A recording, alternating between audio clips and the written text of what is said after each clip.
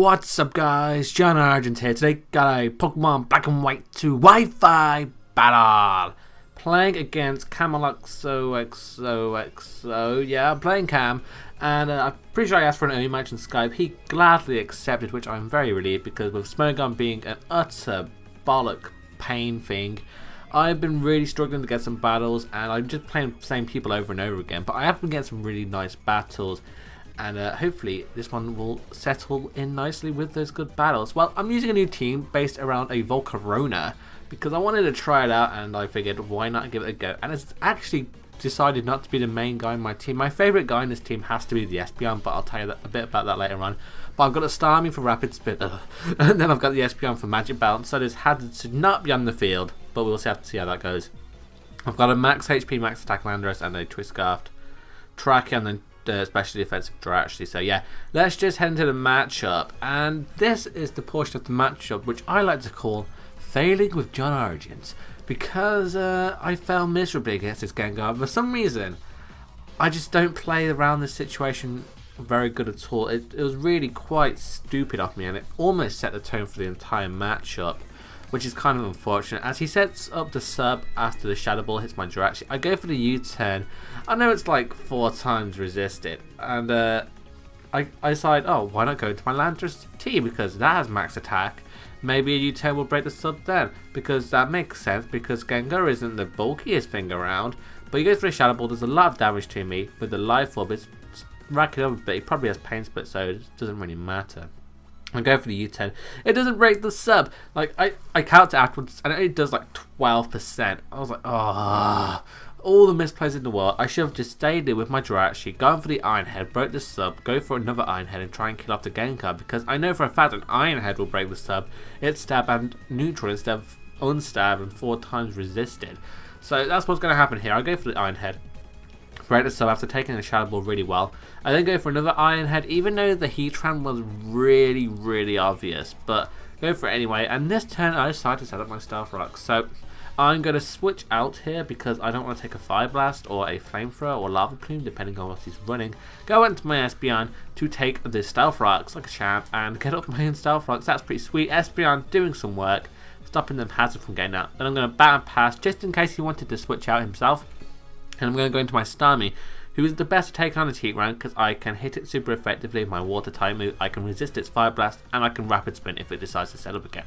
So I'm going to go for the Scald here, and it actually does a surprisingly good amount of damage considering I don't particularly have that much special attack investment. So that's always fun. I believe this turn I actually go for the Psyshock. I was predicting his switch out into something to take the Water type, his Gengar to take the Rapid Spin. Actually, I was predicting his Gengar to come in to take the Rapid Spin, so I figured a Psyshock would kill it, but he ends up protecting here. And this turn I believe I go for another Scald, try and take out this Heatran. I knew he wasn't going to switch out at this point in time, so I actually do really loads of damage with that thing, and he's almost killed me though, which is afraid. So instead of going for the Scald, I actually go for the Recover here because I want to get my HP up just in case he wants to bring something else in. I want to be able to fight that and maybe get a Rapid Spin up, because otherwise my Volcarona will be useless throughout the rest of the game because it'll take half from entry hazards, and because I'm a numbnut I don't actually have an odd number of HP, which was a mistake on my part. But I believe I go for the Recover again here as he protects, because I still wanted to get my HP up and I'm also banking on a Fire Blast miss when it comes down to it. So I go for another Recover, get up to pretty much full HP. After leftovers I do get up to full HP, and I'm going to go for the Scald this turn to take him out.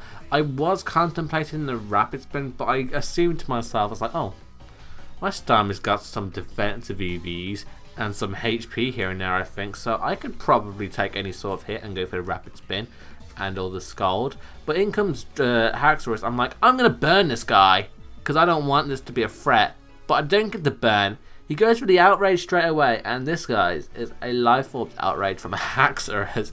I ain't living this hit. Unfortunately, my stamina goes down, and that means Star Fox hit the stake. But because he's locked in the Outrage, I'm going to Terrakion, go for the Stone Edge, and take him out.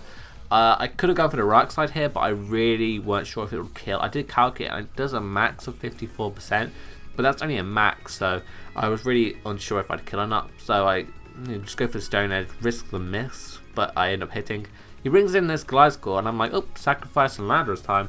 Because of the bad plays I made around his Gengar, my Landorus is not at a range of HP where it can take hits, and I'm not defensively invested either, so I can't actually take them hits. I got a max attack for U-turn damage, I suppose. That was my thinking behind it. I didn't have speed because I didn't want to. I wanted some sort of bulk in there as well, but anyway, he takes me out of the Shadow Ball from the Gengar, and now I can just go into my Jirachi, go for the Iron Head after taking the Pain Split, and take him out straight away. So that's pretty cool.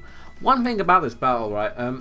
I write on the notepad like to his team, and I didn't cross out his Heat Round when I killed it.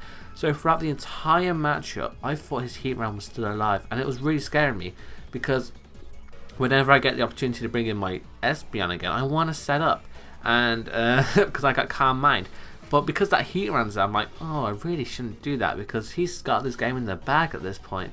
If if everything goes down for me. But anyway, off that side note, his Salamence kill me with a Fire Blast. The Jirachi goes down. I bring in my Tricarn, go for the Rock Slide and take him out. I'm not sure if that Fire Blast that he missed mattered. My Body Slam didn't do that much, and I'm pretty sure a Rock Slide would have still taken this thing out. But he brings in the Gliscor again, and I still don't have anything to take it. So I'm going to switch out here, go into my Volcarona as Death Fighter, because it's going to be useless in this matchup. Unfortunately, I really want this Volcarona to work, but it only seems to work on Showdown, and I don't want to play Showdown. I want to get Wi-Fi battles. They get more views. Showdown is not the main thing on my channel. But now I bring in my Espeon and decide to set up a Calm Mind because I figured I got a free switch. So go for the Calm Mind as he brings in the Alakazam. He makes a selection of odd play here. Well, one odd play.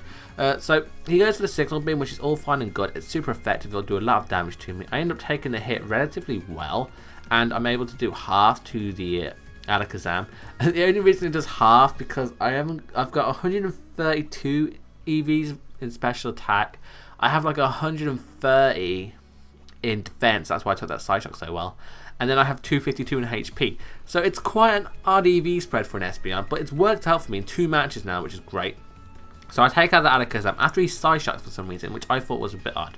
But no, I just take him out of the Psychic. I ain't got speed investment, so I was quite shocked I actually outsped, but oh well.